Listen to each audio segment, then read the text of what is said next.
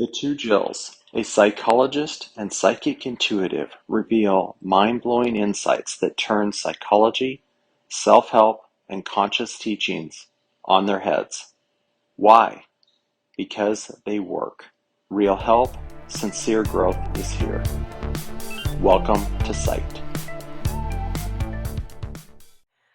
All right, welcome to Psyched. The topic today is Your Brain is Not Your Boss. I'm Renee Feeler. I'm Jill Lankler. Jill, do you want to kick off this beautiful topic? I wanted to start with this topic because so many people come to me and feel like they are beholden to their brain, that they just can't get out of what it's doing, whether it's repeatedly thinking the same thing, ruminating over a conversation they had, analyzing a relationship that's going sour. And there's just this constant sense that we don't have control over that. And anything we don't have control over is so scary to us. When I was working, in psychology, when people understood that it was a mental illness, they were freaked out that they had to work with their mind. It was very, very upsetting. We just don't feel like that's an area we're good at. Yeah. We're not taught how our brain works, how to work with it more effectively, what to watch out for related to our brain. And I think that the sense of powerlessness is the main point, that your brain becomes your drill sergeant and you act in a way that you are listening to it. So the brain will decide who you are, how you can be better, and then it will decide what you should do to get there. It feels like the brain is deciding that. And what we don't understand is that we are actually asking the brain to do those things. We are saying, what should I do? We are asking, what should I do? Who am I? How do I fix this? So the brain is really obliging. The brain is not rogue. We don't have to be afraid of it.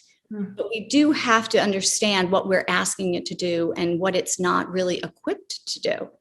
We ask the brain to do more than it's capable of. And by asking it to do a job that it's not great at, it affects us, it affects everyone in our lives, and it affects this entire society. Yeah. And I think we're seeing that. The brain shouldn't make choices. We make choices. We can ask the brain for data because essentially the brain is a data bank. It's good that way. It keeps a lot of data in there. But we make the mistake of retrieving data that doesn't really serve us. Yeah. We don't know when to throw it out and clean out the bank. We make a lot of decisions based on history, what happened previously, which prevents really, if you think about it, anything new from happening. Right. If you see it the way you always saw it, there's nothing new going on in your life. That's beautiful. I remember thinking that I was my brain. I thought that was not all that I was, but primarily what I was. What are we beyond our brain? Because that was a fantastic sort of discovery for me, is that I am more than my brain. And I love my brain, and I love what I am beyond my brain. There's a range of ourselves that is beyond our brain, beyond the functioning of our brain, beyond the reach of our brain in a way. And people can, throughout history, philosophers, spiritual gurus, etc., have labeled what that is. I'm not as attached to the label. I just know that some of my best ideas and most refreshing original insights come from beyond my thoughts. So I call it consciousness. I call it creator of origin. I'm comfortable calling it God. I have atheist friends that are uncomfortable calling it God, but I think they are comfortable calling it a better range of us. So it's us when we're getting out of our own way, in a way. And it's us when we say something or think something and we're impressed with it. It's like, ooh, that was good, right? What I just said right there, that was good. Ooh, that was a good idea, right? That's not coming. And that's why our brain is impressed with it. Our brain's like, hey, I didn't do that, right? So when we acknowledge, and I would say allow, right? When we allow that we are more than our brain, we have better access to that range of I mean, I call it greatness, I call it glory, I call it a lot of things. I definitely call it transcendence, but there are ways to operate in your daily life, in your professional life, et cetera, where you are, yes, your brain. There's nothing wrong with the brain. It needs a better boss. And part of that better boss is that bigger range of view, that where it's easier for you to be your best you. I love that, because I don't think we have the way life is presented to us, we don't have an option. We have the brain, and that's kind of it. Mm-hmm. And not everybody is looking for a spiritual, journey. My spiritual journey happened because I got sick, right? So you're looking for something else. I was looking for it. I knew that if I just stayed within my brain, my life felt like it was getting smaller and smaller and smaller. And rather than going like this, I wanted to go like this. So there was this kind of understanding that by just staying in my brain, I was closing in on myself. And it was stultifying. And then I started to look at some of the ideas that were creating that closing in. And one of them was, my relationship with death. After being sick, I really had to redo that. And I kind of began to look at what my brain was teeing up and all the fear that was involved. But I also started to ask it questions like, where does that come from? Who actually knows what death is? We only know what we see. And then the brain makes up everything in the middle. And that's when I started to look at the process of the brain rather than, I'll say, the content. Because you can't fix the content. But looking behind the curtain, it's sort of like Oz. You go back there and you're like, oh, now I see what's going on. The content loses its fangs. It doesn't really matter anymore. It almost sounds, using the framework that I use, that facing, it was cancer, yes? Yes. That facing cancer and being the reality of a potential death, right? That you hadn't faced as consciously in your life before. It's almost possibly like your brain was like, I'm limited here. We need more than this. And there was an opening, softening, and allowing to another range of view that assisted you, right? You assisting you at another range of view. Yes. To, I don't want to say get you through like you were passive, but be a better support system of you being the you that did survive cancer. And everything that came from that, my brain just shifted in the moment that I did that. My brain shifted, and I'll give another example of how it did. So when the doctors, after I had cancer twice, so when I came to my doctor, who were amazing people, I asked them, how do I not get cancer again? And this wonderful Indian man said, I don't know. And in that moment, I felt like he set me free. But I also understood that it was also possible to make the interpretation, the fear-based interpretation of, I'm screwed. This is a smart doc. He is like the top of the top, and he doesn't know, which means I'm doomed. But that's not the way I heard it. I heard it as an opening, not a closing. And so once you open your brain, it starts to almost open itself, because it's interpretive. The brain is an interpreter of our senses. So once that interpreter starts to change, what you see changes. And I think you can only do this if you you can't go right to who am I?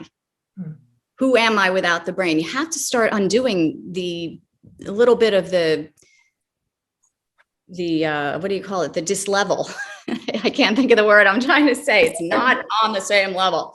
You kind of have to bring it down to the level so you can operate with it. And I think that's what you mentioned, Jill, a lot, the slowing down, right? Be able to slow down in there. That's my main point, is that the brain, the thoughts, the ideas in a standard human, let's just say, that isn't operating with that transcendent range of self, the thoughts happen so quickly that no wonder it feels like your boss, because there could be a part of self that is like, wait, this is happening so fast, that must know where we're going. Right? Like if there's any chaos and somebody looks like intentional and rapid, you're like, oh, they must know what's happening. Let's follow that, right? So then it's following this train that may not be headed in a direction that is helpful, that is useful, that is lovable, that is likable or productive or effective or logical, right? So it's important to slow the brain down. And that's why for so many people in the world, they use meditation. Well, I shouldn't say why. They may not be using it for that reason, but I know meditation can be useful to change your rhythm, right? But so can also taking a breath. So can closing your eyes and putting your hand on your chest and just going, okay, hang on a minute, so that you have a better chance of acknowledging the thoughts that are flying at a really rapid pace within your system. And I am still surprised, even though I have adjusted my rhythm and I do have a very strong brain that can move very fast. I process things almost too quickly at times. So by adding that additional rhythm, that additional pace, I'm now still able to notice a thought and go, whoa, wait a minute. Like, what are you doing in there, right? Because and that's another point that I'll make, is that you should be the judger of your thoughts. It helps to have a value system of what is what are you looking for in your thoughts? Do you want them to be intelligent? Do you want them to be useful to you? Do you want them to be, I want to say, uplifting and beneficial to you and to everyone? Is it a win-win type of idea, right? What is your criteria? What is your value system? And that way you have some rubric to assess your thoughts. So if I have I'm trying to think of an example of a thought that maybe it's just silly, vanity type things of, oh, I hope they think I look cute today. And who is they anyway, right? And who cares, right?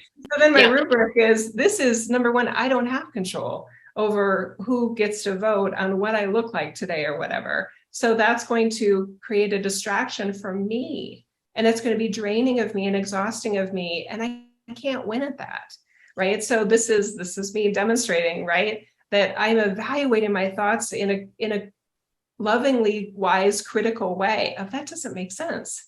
So it's almost like a little Jill. It's like, Jill, okay, I love you. You do look cute today. That doesn't, what you're thinking, where you're going with this doesn't make sense. If you think you look cute, let's just leave it at that. Or maybe cute isn't the priority today. Right? I think it's because it's not just, do I look cute today? Do I not look cute today? That one statement or that one thought, you let it go, that is like, that begets 1,000 thoughts, right? Giggling at the contrast of your cancer story and mine. Do I look cute today? Going, wow, I look really shallow. I'm owning that. I do have depth. It's not coming through with an example. I really like that. I don't think a cancer story is depth, by the way. I just feel like whatever it is that gets you out of here, and that's why the content to me isn't relevant, because every thought, I think people overlook the repetitive thoughts that they have all the time. They're like, oh yeah, I'm not gonna, and they don't realize just how much mental real estate they're taking up and how much that thought begets another thought, and it influences our behavior. It does. So we want to know what's running. Mm-hmm. And one of the things I did early on in this, whatever you call it, journey, for lack of a better word, right? But early on when I was working with my brain, I remember thinking, I'm going to pick a value today. And whether it was kindness or whatever, it didn't matter. You could pick any one. Being playful. And then when I would watch my thoughts and I would be like, is this consistent with my morning value? Mm-hmm. And if it wasn't, I'd be like, then it's not for you today. So there are little things that you can do to, work your way out of this freight train, that is so easily, if you're daydreaming and then thoughts pop in and they're negative thoughts, it's just because you stepped away for a split second. Mm-hmm. And the brain just teed this up, right? Because it's a recycler. It's on autopilot. It does that. And then you find yourself halfway in ruminating about what the brain kicked in until you come to, and you're like, why am I thinking about that right now? Right. And so that's a lot of the reason why I think people feel a little out of control when they think of their brain, because stuff seems like it comes out of nowhere. Yes. And they feel like they don't have any authority over it. So we talked about how quick the thoughts are, and then also don't expect the thoughts to go away. That little Jill and me, that one of my Jills, my little Jill, that cares what people think, or people pleaser, or wants to look, pretty cute, attractive, whatever. She cares about things that a wider range of me doesn't care as much or anything about. She's not going anywhere, right? And I actually like her, right? There's a part of her that helps me be a better Jill. So I'm not expecting to kick her out. I'm not expecting to melt her away or evolve out of her. She's just there.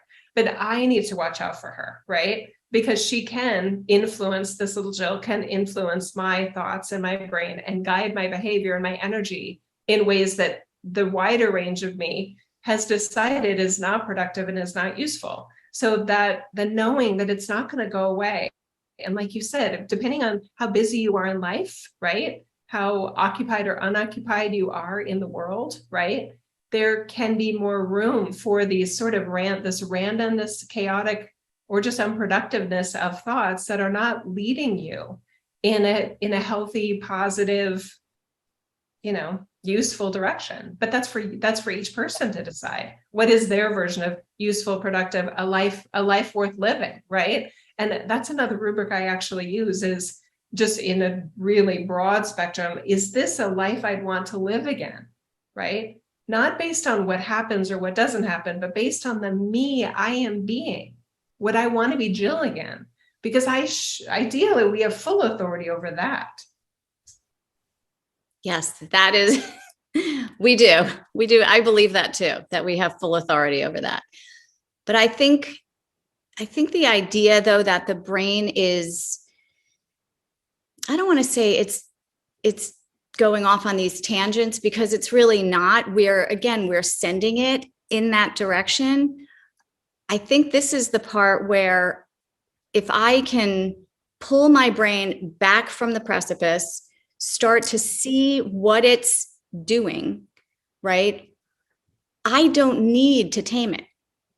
I don't need to get rid of those thoughts. I don't need to put happy thoughts on top of my unhappy thoughts, right? I don't need to change my thoughts. I can allow that, as you're saying, I can allow that to be there.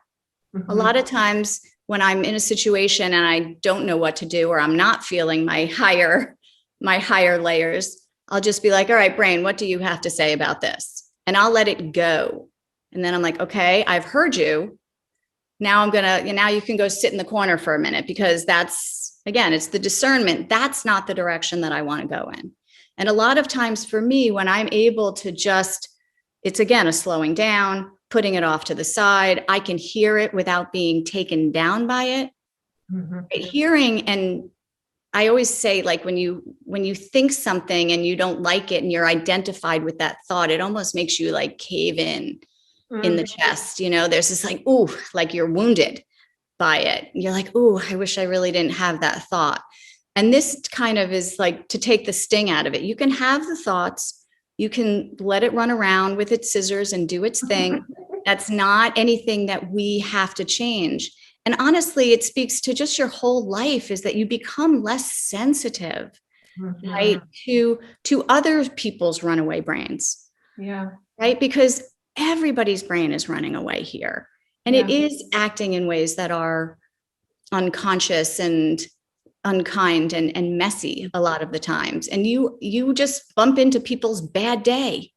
And so you don't want to be susceptible, because then not only are you not in control of your brain, there's this sense that you are sort of a victim of your circumstance. Okay.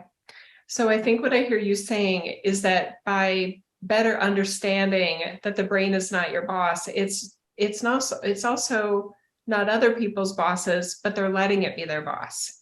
Yeah. So their bad behavior could be based on not knowing that their brain is not their boss and feeling very much in charge of, I would say, a lot of thoughtlessness. Just thoughtless, right? Which is kind of a pun because it actually is full of thoughts. They're just unuseful ones. Right. They're just not great thoughts. And Yeah. the thoughts, I tell people a lot, if you thought it already, don't think it again. Don't give it a second thought. And that's another way to catch the brain. If this thought isn't new, it's coming from your history somewhere. And that's another thing that I like to do. I'm like, this is not a new thought. I've thought this before. And sometimes I want to recycle a thought if it's a good thought, but if it's a bad thought, I don't need this again. But again, you're not expecting it to go away. It's just that when it comes up, then you're acknowledging, oh yeah, I know you. This is about awareness. I agree with you. It's more about awareness of the brain. We don't actually have to change the brain. With the awareness, it's almost like if you're writing a program and the program is like ones and zeros. The minute you see the brain in action, or you just pause it for a second, you've inserted a piece of code without even doing anything. Just that awareness inserts a piece of code and things just start to change. And people used to ask me all the times, what do I do when this happens? What do I say when so-and-so does that? And the idea is you don't need any of that pre-prep. You actually just need to understand that you're going to watch your brain come out of the gate with whatever it's going to come out with. And then the minute you say, that's not it, you come online. That's really what starts to happen. There's a different, so for example, my son, we ended up in what psychology would call a dynamic, where every time we would have a conversation, it went in the same direction. And it was horrible. And I blamed him and he blamed me. And we couldn't break this cycle, which I will call a brain program, right? My brain's reacting to him, his brain's reacting to me, and it forms this loop that you just can't get out of. So one day he called me and he was pushing an issue, and he's very good at pushing issues. And even after I say, I don't want to talk about it anymore, he keeps going in for the kill. So this one time I'm walking on the street, I'm in a great mood. He calls and I feel something he say trigger like my reaction. I felt it. I felt my body start to go. I felt my anger, start to bubble up.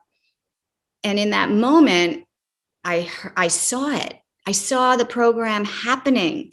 And I'm like, I know where this is going and I don't want to go there. And so I said to him, listen, something you said just kind of tweaked something. And I think I'm going to hang up right now because I don't want to have this conversation.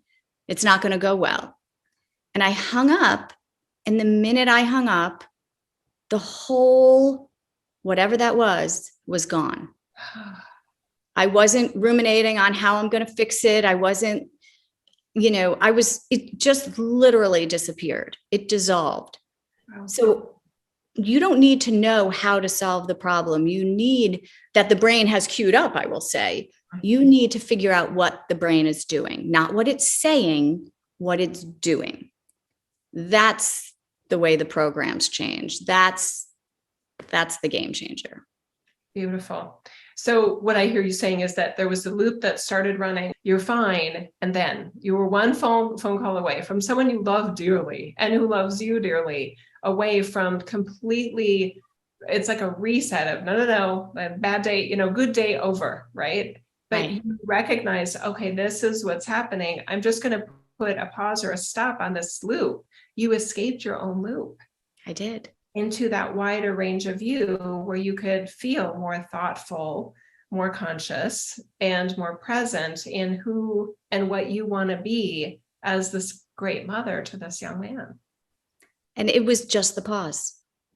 It was just the pause. I didn't actively do anything else. There was no thought involved. And it was instant. It was instant. I do believe anyone can do this. I don't think it takes years of study. I don't think I use the cliche of you don't have to go live in a cave. You don't have to go take hallucinogenics. You don't have to learn to meditate. You don't have to do any of those things. All you have to do, like you're saying, Jill, is be aware of, oh yeah, this is that thing, right? for me, that looped program, and I know we're going to do a whole episode on that, but just because it does fit within the boss is not your brain, the loop is part of that system of the brain operating and acting like a boss. So when that stimuli happens, the brain is like, oh, I know exactly what we do in this situation. Like you were saying, there's a data profile. Oh, when this happens, we do this. Yeah. It's not capable of assessing, is this useful? Does this get us anywhere? Is this productive? Is anyone benefiting from this? Or is it just a consumption of energy? Right? But the brain feels so effective because it's like, oh, I've got the file. Here we go. Yep. And it's quick. The more we do it, the quicker it gets. Yes. And that's the other thing. Yeah. There's so many layers of it, physically, emotionally, meant, but it starts with the thought and the stimuli. Yeah. And so to your point here, I think there's like a note that we should make, right? Because this is super simple, right? It's super simple. And the brain is not a super simple tool. The brain is more about, it likes things that are more complicated because the brain likes to noodle stuff. So when we're sitting here saying this is very simple and anyone can do it, the brain is saying useless. I've seen simple before. It has no merit whatsoever, right? So the brain, if the brain is the gatekeeper here and the brain is your boss, then the brain is assessing this conversation and deciding based on all the previous conversations it's had, because this sounds like that, right? It's saying, yeah, we're going to dismiss that. So in a weird way, you have to, even to hear this conversation, you have to listen to what your brain is saying about this conversation. Because chances are it will be very dismissive. It will distracted. Yeah, it'll be distracted. It'll say, yeah, that's too easy. That can't possibly work. Mm-hmm. And believe me, I've tried all the complicated things. I've definitely tried all the super complicated things. Yeah. I was like, the more complicated, the better it's got to be. So I was in there until I decided I watched my brain with all this complicated things. And I started to realize, like, who's the expert? Where is the expert? What makes them an expert? Right? I started to just really question, like even with COVID, who's an expert on COVID? Right? Who's an expert on lockdowns? Who's an expert? These things don't really exist. And we give over I'll say our sovereignty to those things.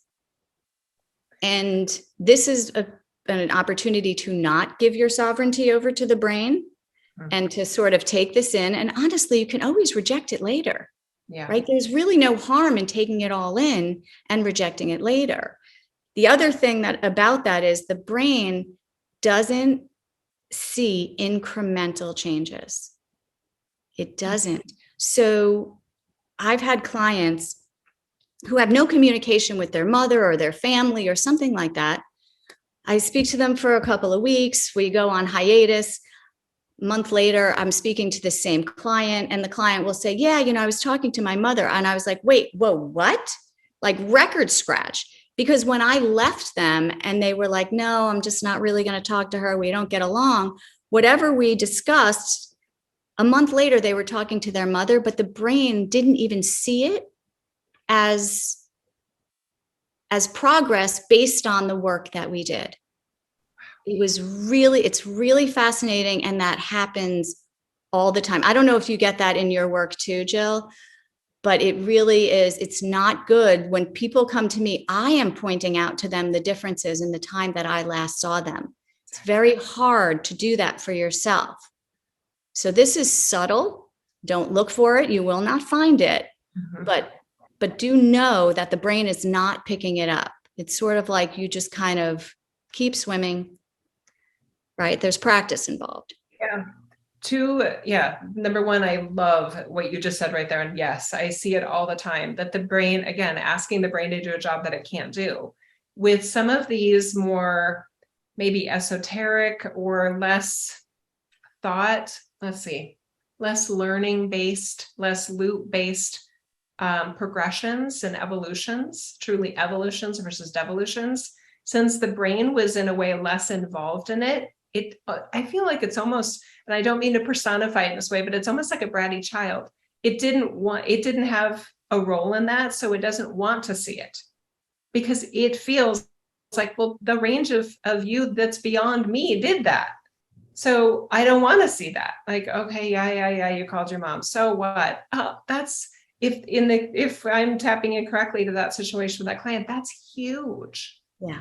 It's absolutely huge, right? So the other point I wanted to make, given what you said, is that for some of us, and maybe this isn't everybody, but for some of us that have a pretty capable brain, it loves hard things.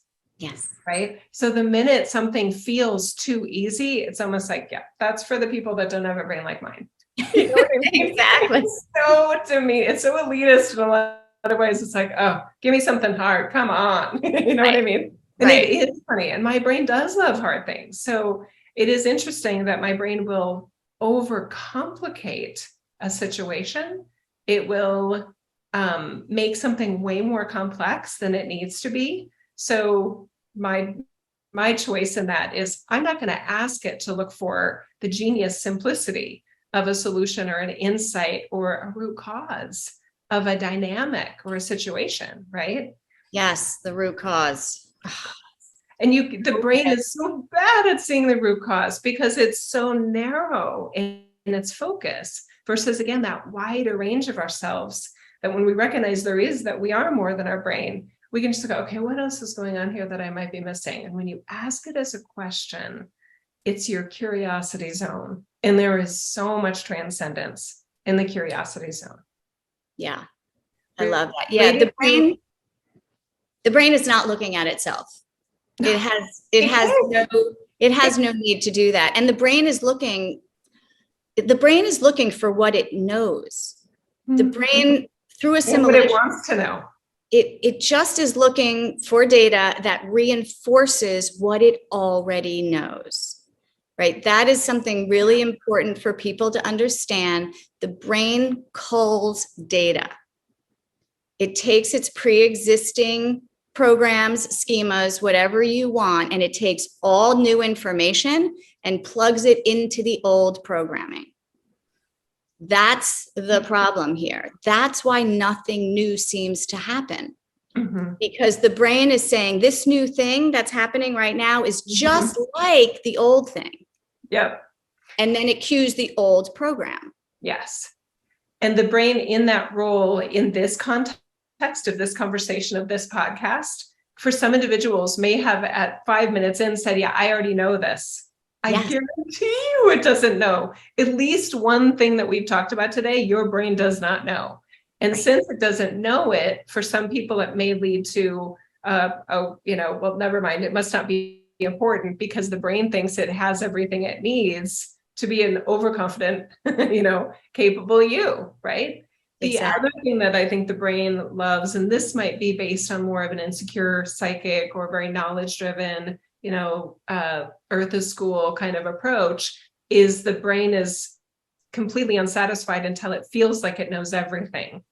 And that's quite a boss. I've seen that a lot in clients, is that the brain is like, yeah, we don't know that yet. We're working on knowing that. And if you give yourself that wider range of self that says, but do I want to know that? Do I need to know that? Is it really my job to be knowledgeable in that? Right. And for my brain, that was freedom. It was like when I literally questioned my brain that we needed to be an expert in all these things. Yeah. I needed to learn Sanskrit or learn Hindu or study this world religion or that world religion. And I was like, I think we're good. I mean, there's a lot of people that know that. It's not that there's nothing useful there. It's that I can decide for myself whether I feel like I want to go down those paths. And I decided I didn't want to. That is huge. I'm very unknowledgeable in a lot of the topic areas that I'm in, right? And from a brain-oriented space, which is so hard to describe. And my brain is even unsatisfied with the words right now. But because I'm allowing that transcendence, there are so many useful points and insights I have that are not based on human study, that are not based on knowledge that my brain has acquired in this reality as my chill. Yeah. Right. So I actually am enjoying that so much because, I mean, I spent, college was a big deal for me. Anyway, we'll talk about that in our origin stories in a separate podcast. But anyway, so I totally get that. The other thing relates to is the authority, right? So the brain is not your boss. You use the word sovereignty. You mentioned COVID. I think of Anthony Fauci right away. The other word I like to use alongside sovereignty is authority. Yeah. That when our brain is acknowledging, I think in this case, healthfully, oh, I don't know anything about this. And then the wider range of yourself and myself too. And I think a lot of people said, no one knows about this. If this really is a novel coronavirus, then no one knows about this. Right. But the brain and other people's the brain in its fear, insecurities. Yeah. So the brain may say, oh, I don't have authority in this, but that person does. But is that even true? Right. And then it's almost like we're not giving ourselves the intelligent benefit of the doubt that even these experts and authorities, they might be wrong. Right. And think of how many times humans get mad at science for being wrong.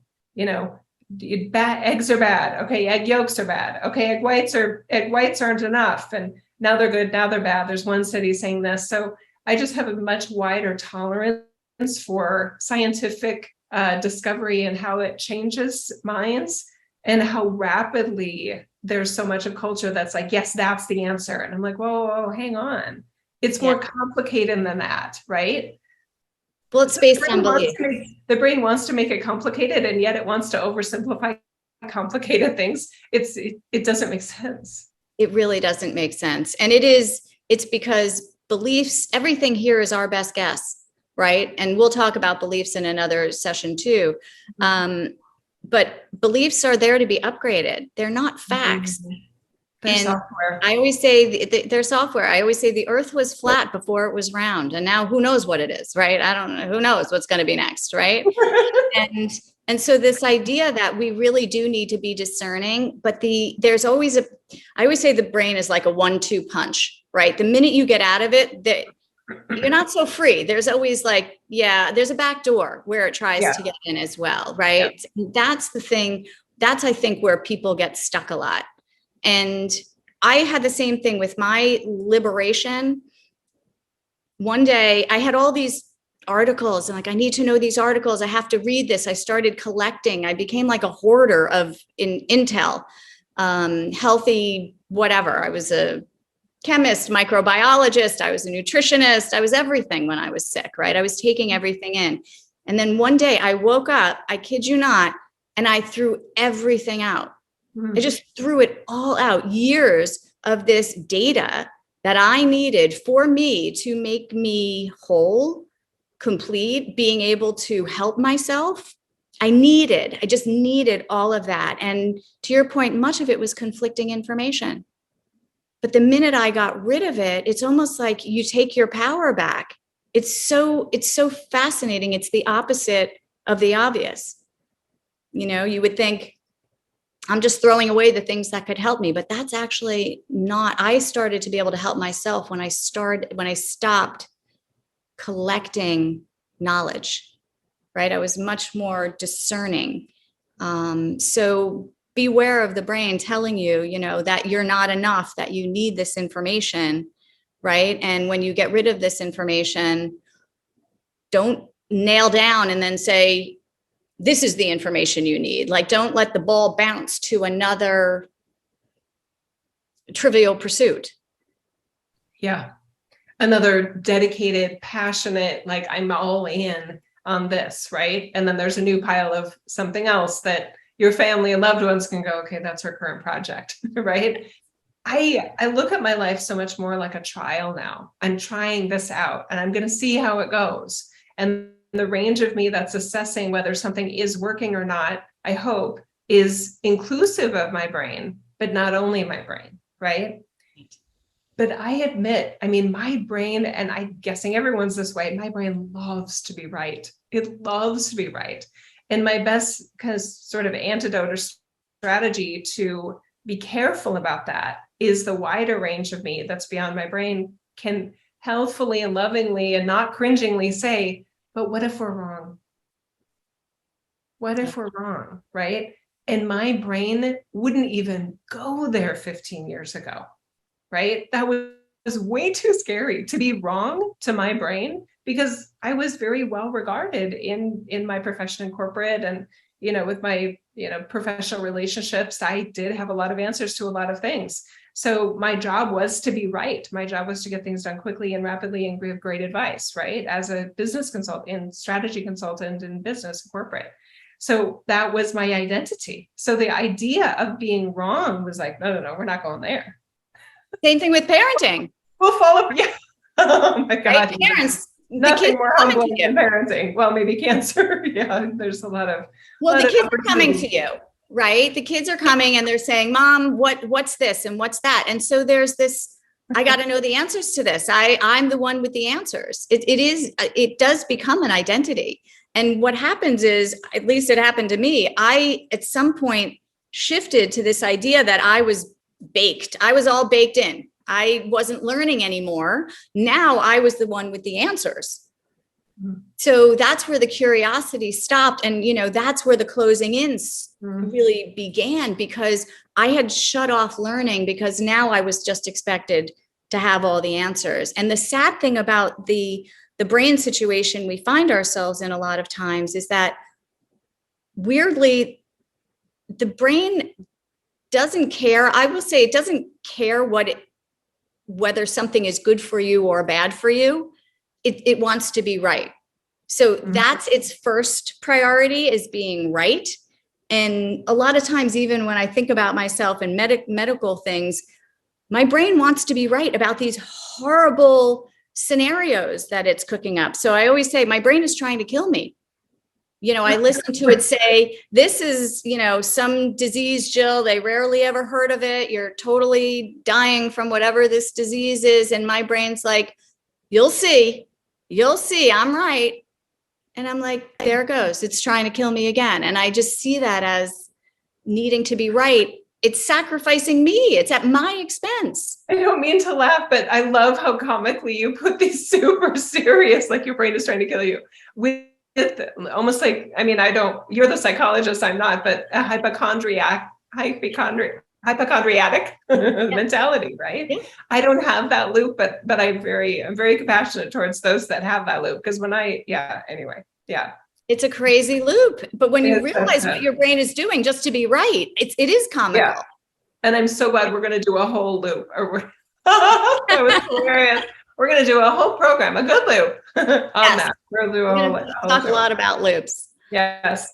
Oh, but parenting. Yeah, we'll have a episode on that or more. But the being right part, it just made me think about, because I know a lot of people that is not their MO. That is not their modus operandi, as to be right. They don't care about being right. But those of us that do, oh man, we are the ones that will fight to the death to be right about something that doesn't even matter. We become toxic in relationships. We're really hard to work with. We're horrible team players, right? Because so much of our ego, and I know you and I use that word sometimes differently, but let's just say our sense of self, our sense of value is based on being right.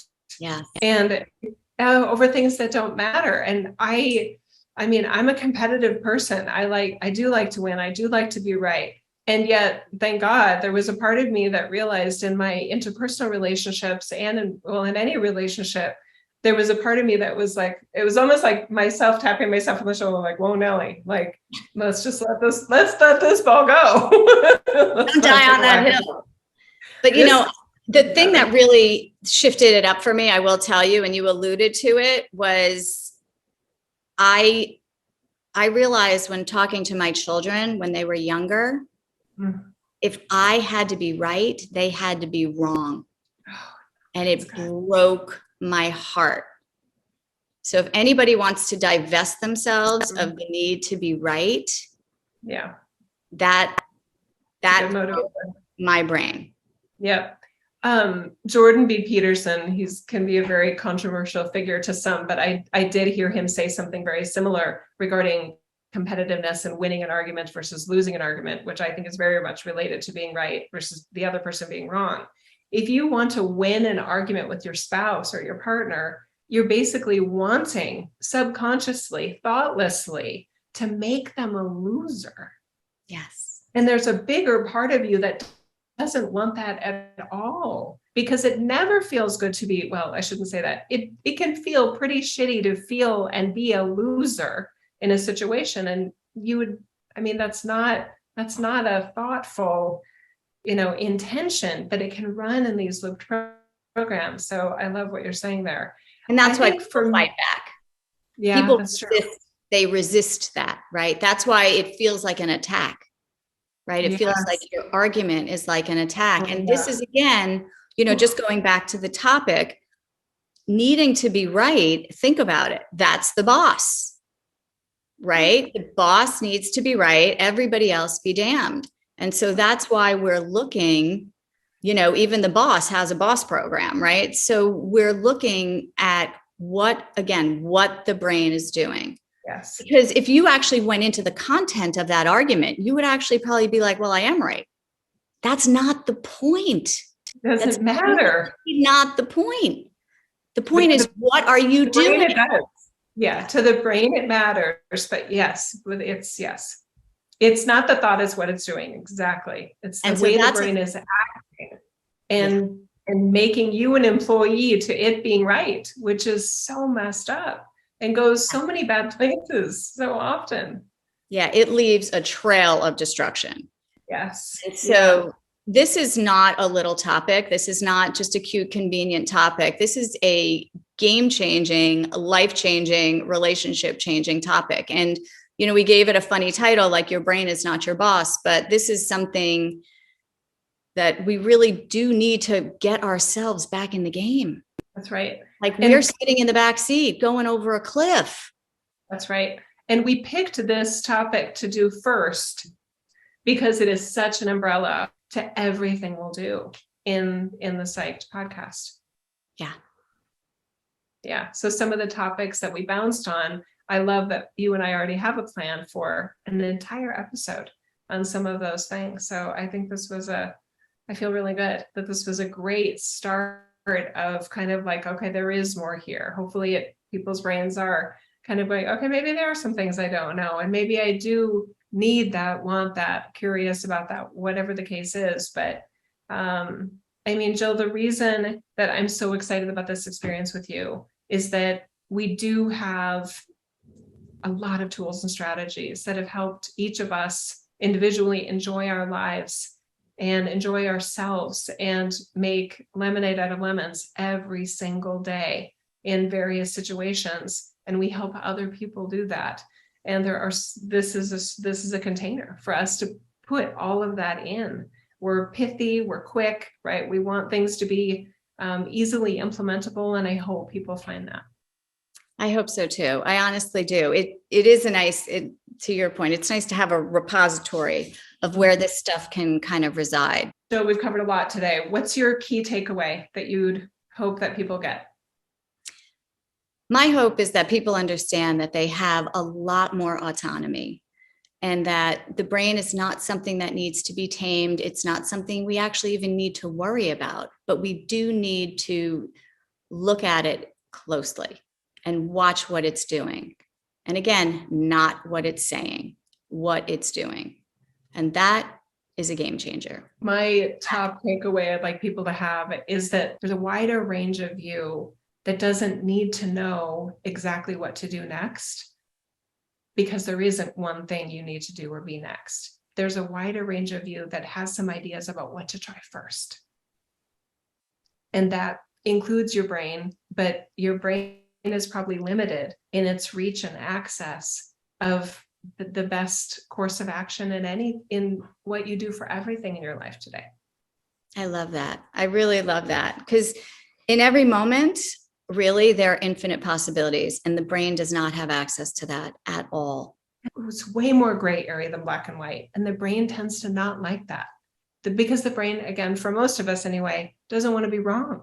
Or for other people that don't care about being wrong, they don't want to hurt anybody. They don't want to, and they don't want to make a mistake themselves, right? So whatever that motivation is, but the brain is acting like it knows, and other people's brains, like you said, are doing the same thing.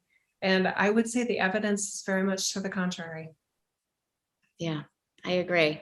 I love it. I love this topic. I'm glad that we did it. Good stuff. Is the sun coming out where you are? I know you said it had It actually is. Honestly, this was a torrent, but I'm really happy to see that the sun is starting to come out. It was. The sun did come out. Okay, good. It looks like it's sunny where you are now. It's getting there. Love it. I love you, Jill. I love Thank you. you too. Thanks for doing this. I'm glad we started off with this topic, and I look forward to the next one. Me too.